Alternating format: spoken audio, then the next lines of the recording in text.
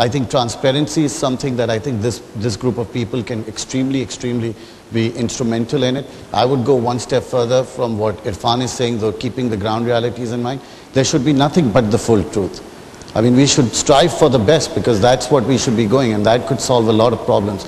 Why stop at 50%? Exactly. So that is there. Disclosure, I think we are shy of disclosing things, both on the books or problems that we are facing. If you'd like you rightfully point out, there are certain things that are beyond my control or beyond the borrower's control, like the oil prices, like the cotton prices. But again, we expect that people we are lending money to have expertise, and if they see certain trends happening and if they have certain worries, it would be great to have that discussion. Again, they could be wrong, but having that discussion, it doesn't take you off the hook, but at least let's start that dialogue, which doesn't exist. It only happens when the problem has happened. So I think that dialogue needs to be there. In fact, I would like to add one more advantage of transparency is that if you see the lending rates in Pakistan, if you use Kybor as a benchmark, you know, the variation from giving money at Kybor to AAA corporates in Pakistan or AAA perceived corporates in Pakistan to anybody who's, let's say, B category would be about 2 to 3% divergence. And for a borrowing of a billion rupee, you know, every percentage point means 10 million rupees. So if you are 2-3 billion rupees into borrowing, and you know, if you have higher credit worthiness or transparency or whatever, then you could be saving, you know, like 30-40 million rupees in your funding cost. Now, and just to finish off, consistency. I think that is also very important. Yeah. What we don't see is consistency. It's, you know, consistency could be also on the front of the CFO. I think abruptly changing your CFO or abruptly changing your accounting policy or abruptly doing things like changing your auditor does not give board a lot of confidence to the lender.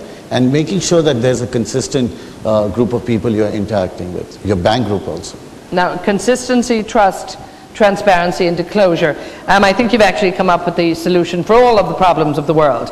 You know, if we all had more consistency, trust, transparency and disclosure. Murtashin, are you finding these are probably the 4 critical issues that are lacking or need to be improved? Can I again, we are slightly left of center, defining the center as these 3 gentlemen. Again, talking to that's this good. August... That's healthy. Okay.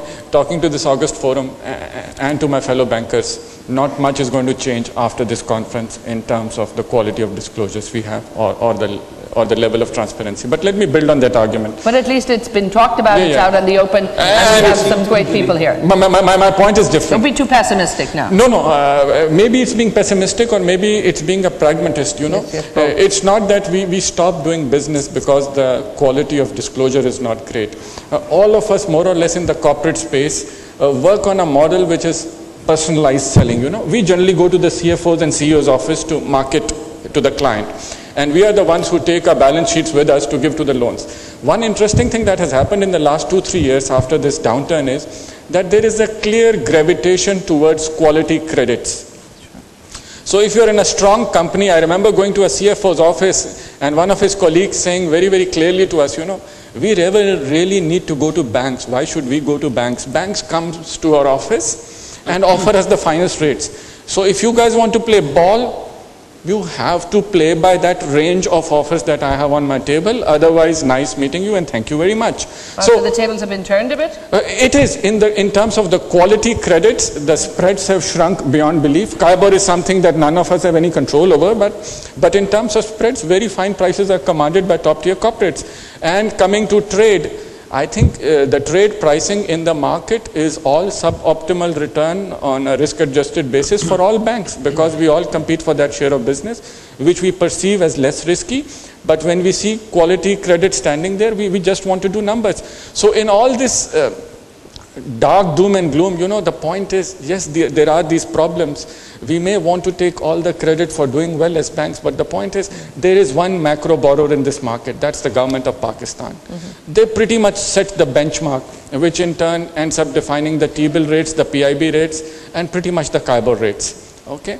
And that we don't have control over. The good corporates have already controlled the spreads. As I say, the issues on the surface seem like this, but once there is a good credit, all 4 of us would be more than willing to go to their offices and write a check there and then. And it's as simple as that. For the other ones, it has become very difficult to get credit, and nothing after this conference is going to change that too drastically. Well, let's have a look. I mean, the banks are obviously in a business. You're not... Well, we'll hope something. At least we'll move towards that change. We have plenty of numbers here. If everybody goes out there, you never know what might happen. Now, but banks are your business institutions. You're not charitable organizations. So you need to make a profit too. How are you, let's say, analyzing what do you do and indeed managing then the profit element of what you're doing versus the risk-taking that you're going to actually put into this? Ifran. See, profitability, obviously, like most of our sharing, it is a very competitive market. Pricing are unrealistically low on non-funded side of the business for the entire banking sector. Mizan, alhamdulillah, has been a very profitable bank for the last 10 years. And I feel that one of the ways of really bringing bottom line profitability is to manage your own cost centers. Because, you can't really manage your top revenue because it's too competitive. We are all competing against each other. So you need to see that, in the environment where things are, like Saqib said this morning, energy prices going up 60%, obviously inflation is high. So in order to be competitive, you need to control your cost as well. If you can control the cost, then you can, afford to do better pricing and afford to go to better corporates, better lenders or whatever, and, settle on a slightly lower spread but a better credit rating. So I think, I feel always that your own cost control is more important than managing your top line.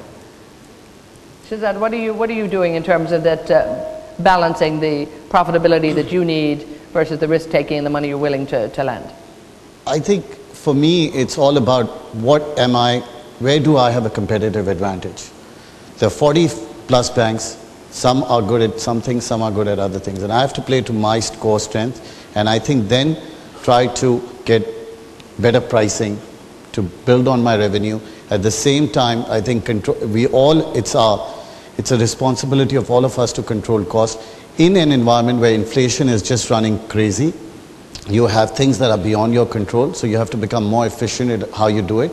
You have to think about strategic partnerships where you can outsource things. We, for example, have done a strategic alliance with NIFT, where we are trying to take away the disadvantage that we have because we don't have branches and we need those collection points. So we have aligned ourselves with NIFT where we are able to do those collections. They do the collections on our behalf. So you have to think out of the box. If you're going, because we don't have the brick and mortars. We are latecomers into this market. But there are certain advantages we have and we need to play to those core strengths. The fact that we are cross-border, the fact that we can do things that some of the local banks perhaps cannot do. And again, or are choosing not to do. It's not rocket science. So you have to build on revenues. And I think it is a very competitive environment, corporate market right now. No doubt about it, especially for the good tier names, which is where we frankly are playing most into because the pricing is off the charts. But then, if you take the whole sector, we have a huge NPL issue, which nobody, it's something that's facing everybody. And that's where the challenge is for the medium and the small enterprises. An area where I think my guests can speak a lot more better than I can because that's not an area of expertise. So I think the way to sum up you really need to think out of the box, try to find other revenue streams from the same client and really become entrenched with that client relationship. I go back to the trust. I know it's maybe saying the right things, but I really believe in it. And I really believe in it because I've seen it work. Become a partner with that client. Yes, there will be 10 out of 7 of those clients will say, I don't need you, just give me dumb money. I don't want to be the dumb lender. Maybe that's making profit, but I don't believe in dumb lending. I believe in going in and telling the partner, I want to become your partner. Entrench me in it and hopefully build on that partnership. So I think that's the challenge and there are some who don't respect that part of it, and perhaps that's where we part ways. Perhaps because I have a smaller balance sheet, I can afford to do that. And large banks, because they're flush with liquidity, may have to still do business with it, and it's good business. And I think everybody has to pick their spots and play to their core strengths.